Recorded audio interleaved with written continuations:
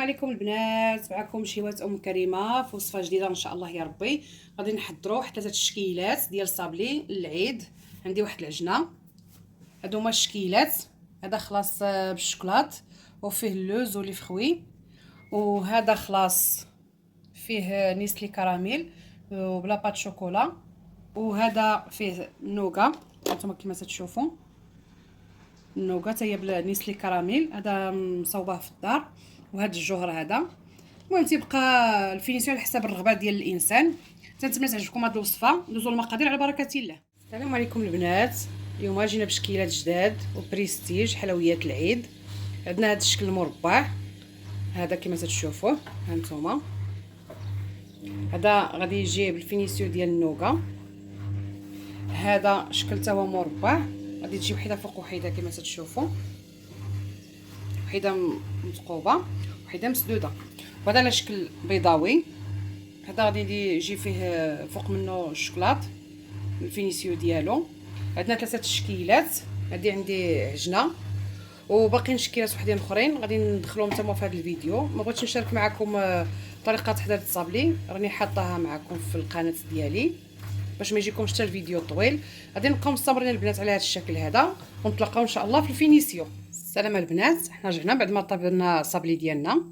هانتوما كما تشوفوا انا تنحمرو شويه، ما تنخليهش بيض باش يجيني حتى مقرمش، يطيب على خاطر خاطرو نار مهيله.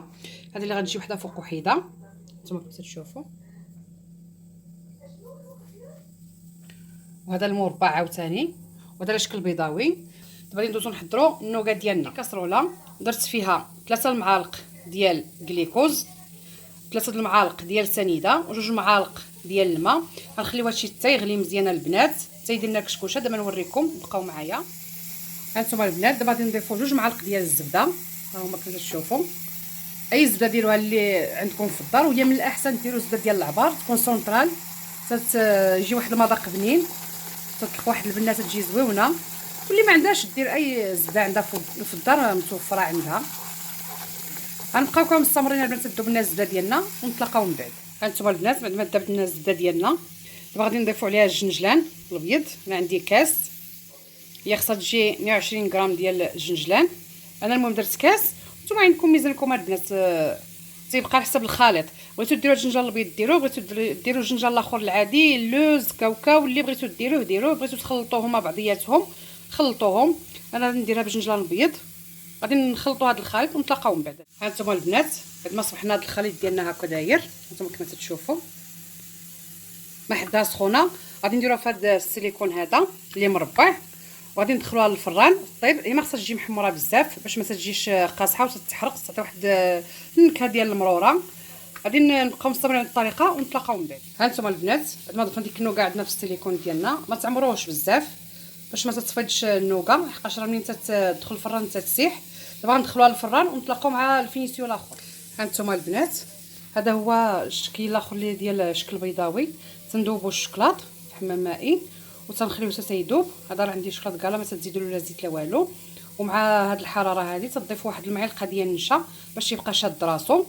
وتديروا هنا اللوز، تديروا لي فخوي، الزبيب، اللي بغيتوا اي حاجه ديروها به تديروها به، نتوما تيبقى لكم على حسب الاختيار.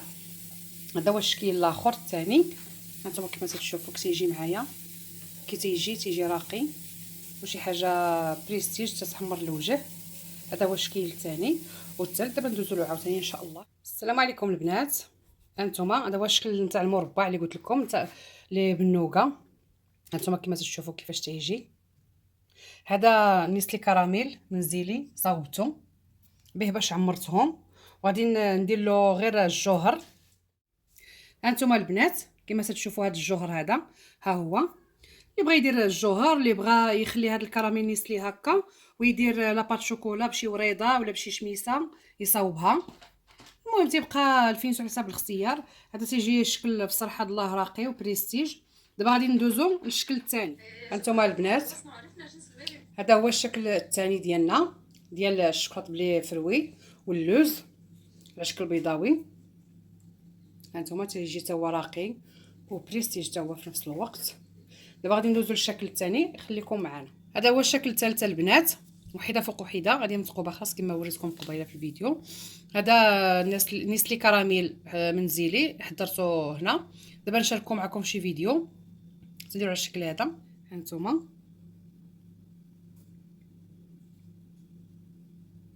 دابا غادي نزينوه في هاد البليصه غير بلا بات شوكولا، واللي مبغاش يدير فيه ما يديرش فيه لا بات شوكولا، يدير فيه الجوهر. بقاو معنا. هذا هو الشكل الثالث البنات. هانتوما كما تشوفوا درت له لا بات شوكولا نص ابيض ونص صفر. هانتوما صراحه هاد لا تيجي شكيلات راقيين، تيجيو بريستيج وزوينين. تنتمنى تعجبكم هاد الوصفه هذه، وكانت معكم شيوات كريمه. واشركم مبروكه الى فيديو قادم ان شاء الله.